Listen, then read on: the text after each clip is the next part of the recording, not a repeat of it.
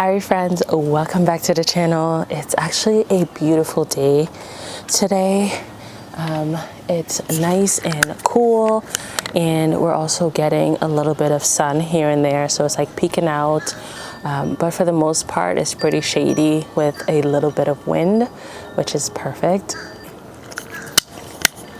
But today I wanted to do an unboxing with you guys, and we have something from Greenstalk, and then we also have something from, couldn't find my pruners, from David Austin. I'm going to first do the Greenstalk. Both of these companies were having a sale at the time that I purchased these, and of course I used the coupons that some of the people that promo for Greenstalk provides, which gives you, I think, an additional $10 off. I use different coupons. I just like to try to support everybody if I can. So anytime I order, I use different coupons. As I told you guys, at this point I have 2, 4, 6, 7 Greenstalks. I have 3 of the stone color, I have 2 of the terracotta color, and I have 2 of the green ones. And the green ones are also the, what are they called? Leaf planters.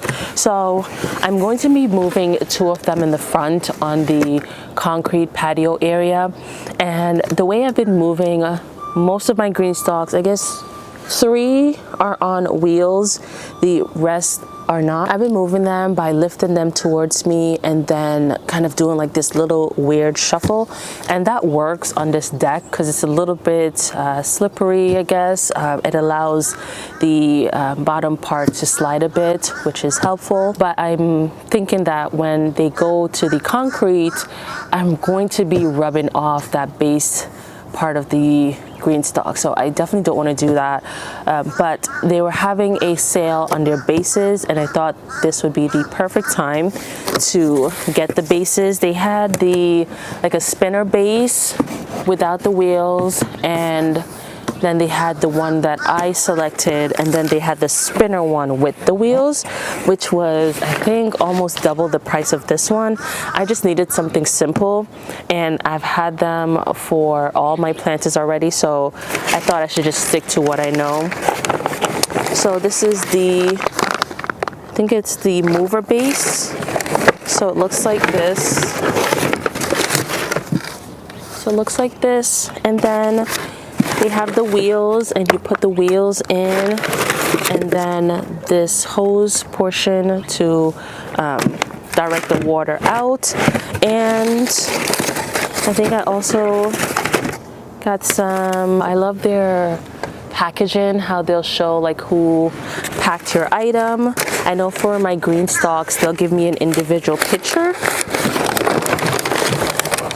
I don't think I have an individual picture for this. This is just all the individuals that works in packing, which is really, really cool. I like that.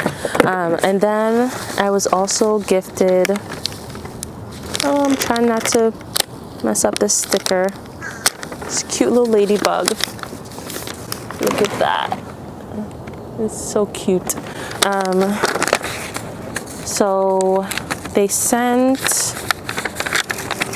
if I could get this out, they sent just a few stickers. So we have this jar, and it looks like it has fireflies inside. And then also have, hope you guys could see this, we also have the watermelon, and then a sticker for their new seed starting tray. And then I was also gifted a free sweet Italian basil. So that's really nice. And then I also, I think they were giving out free cards. So I took the opportunity to get a card personalized. So kind of 2 for 1. I got something for me, and then I got a beautifully handwritten card for a friend of mine. Okay.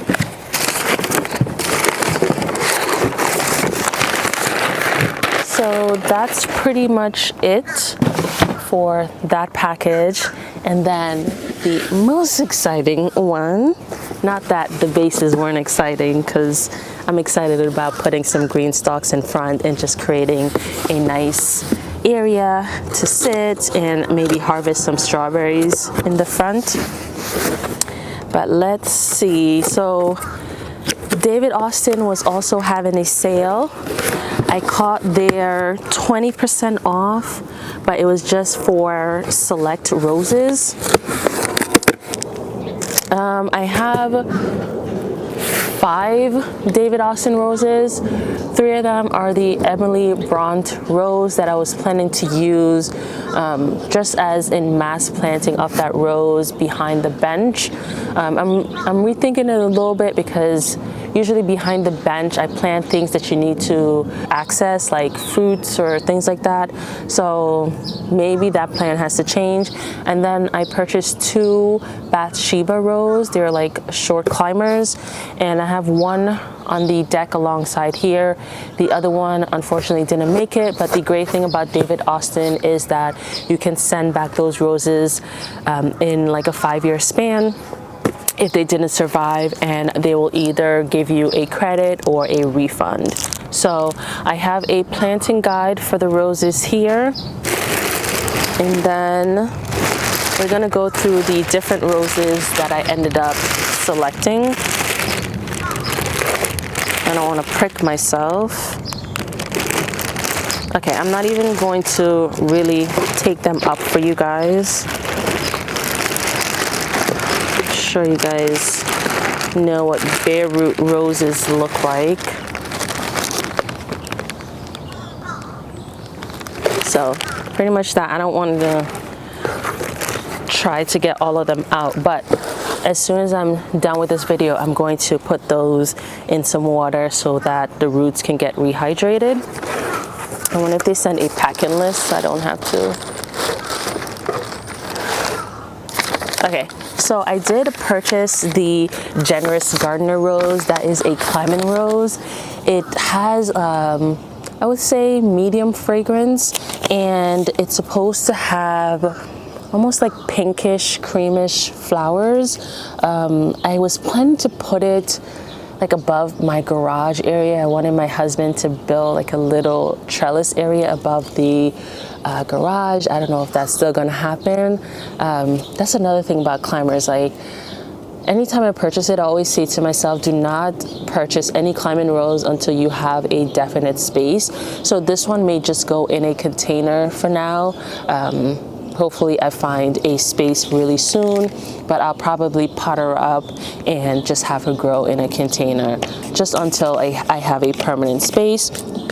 And then I also picked up the Vanessa Bell. What I would say is currently I'm not a big fan of those really bright and saturated yellows for roses, but I do really like Vanessa Bell. I feel like it's just a soft yellow. I don't know, that might change because I do have Golden Celebration in my cart, and there's another yellow rose that doesn't look like the traditional rose. I think it's like Tottering or something like that I'm also thinking about getting. So I might switch that in, so you might see a bunch of yellow roses in my garden. I also wanted Vanessa Bell for a while because initially I wanted to have a hydrangea and rose garden over by the other side of the house. I guess that would be the east side, by that wall area that we need to fix. And I've always pictured just the hydrangeas and some roses that could do well in shade, and the Vanessa Bell has always been on my list. I also picked up a Princess Anne, and I don't like roses that are very, very pink either, but there's something about Princess Anne. It just has this almost variegated pink where sometimes it'll seem really dark pink, and then it'll have like a deep pink look. It's just really interesting. So I always wanted to get Princess Anne as well. It feels like I'm saying all these things that I don't want, and then I'm picking the roses that are just like that. But yeah, I picked up Princess Anne, and for all these roses, I think Princess Anne also does well in shade. And then for all these roses, I mainly get roses because I like to have that fragrance. I'm not particular on the fragrance as yet. Maybe I'll report back on a specific rose that I don't like the fragrance, but I really just like taking that big flowers and just pushing it in my face and taking a nice deep smell. Is just one of my favorite things. I was doing it so much with the Bathsheba. It's just really nice. So I like to choose roses that does have medium to like intense fragrance. And then the last one that I picked is the Carding Mill.